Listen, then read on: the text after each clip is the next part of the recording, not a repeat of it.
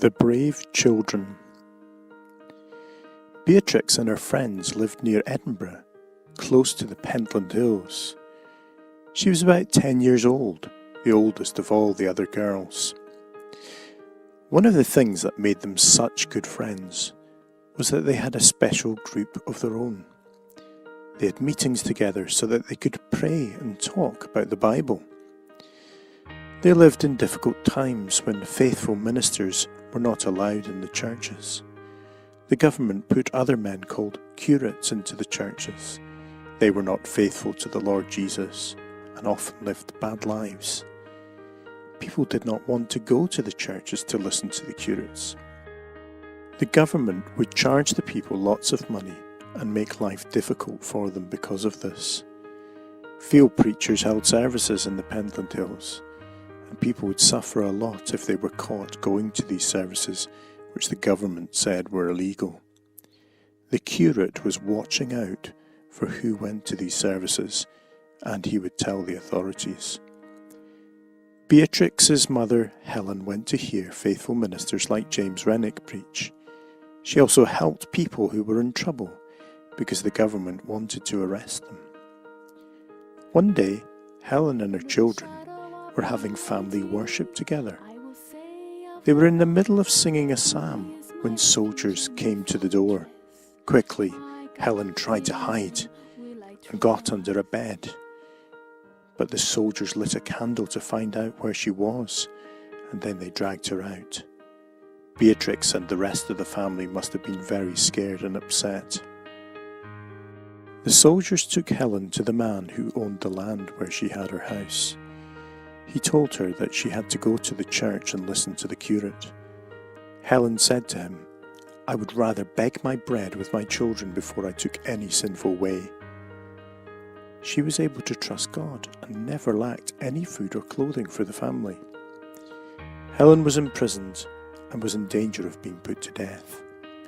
Life was hard for Beatrix and the rest of the family while their mother was in prison, since their father had died some years before. Helen was told that she had to appear before very important men who were judges. She said, "I have a greater judge to go before, the judge of all the earth." Helen was not afraid because she had a promise from the Bible, which said, "I will be with you in trouble to deliver you." She was thankful to have her Bible with her because it helped her to trust God and it gave her comfort. Her friends were very worried about her because they knew she would be put to death if she remained faithful. But mysteriously and amazingly, instead of being put to death, she was set free. People who wanted to be faithful to the Lord Jesus at this time were called Covenanters. This was because they would not go back on a special promise that the whole country had made to God. The promise was called the National Covenant. A few years before Beatrix was born, the government army killed many men in the Pentland Hills. Many of them were buried near to where Beatrix lived. This was when the Covenanters had come to Edinburgh to complain to the government about all the bad treatment they had received from the soldiers. Soon it would be the killing times when many ordinary people were going to be put to death because of their faithfulness to the Lord Jesus. Beatrix and her friends thought it would be a good idea if they wrote out their own covenant to God.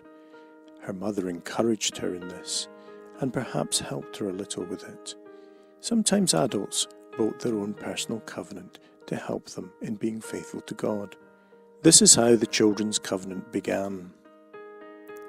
"This is a covenant made between the Lord and us, with our whole hearts, and to give up ourselves freely to Him, without reserve, soul and body, hearts and affections, to be His children, and Him to be our God and Father." They promised that they would never break their covenant, that they would be faithful to God, and would never go to listen to the curates in their preaching. They had a great concern for the church and for God's glory. They believed that God would not leave them without true preachers. God would deliver the true church, Christ would avenge his children's blood, which cruel murderers have shed. It was a dangerous time. Even children could suffer a lot. It was certainly a serious thing to make such promises. They had to be very brave. These are the last words that they promised. We shall declare before the Lord that we have bound ourselves in covenant to be covenanted to him all the days of our lives, to be his children and him to be our covenanted father. Beatrix went first, and then her 10 friends followed her in signing the covenant. Do you think they kept their brave promise? It was going to be very hard. Perhaps other children they knew would laugh at them.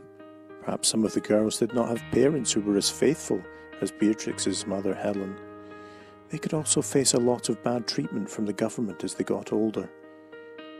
It took a lot of courage to sign their name to a promise that they should never go back on. We don't know much about all of these friends as they grew up, but we do know that Beatrix did keep her promise. She lived to be the wife of a minister and to live a long life to the age of well over 90. Do you remember the first and most important promise that the girls made? It was to give themselves freely to God without keeping anything back, soul and body, hearts and affections. In his word, God asks us to give him our hearts. He requires us to love him with all our heart, soul, strength and mind. Have you done this?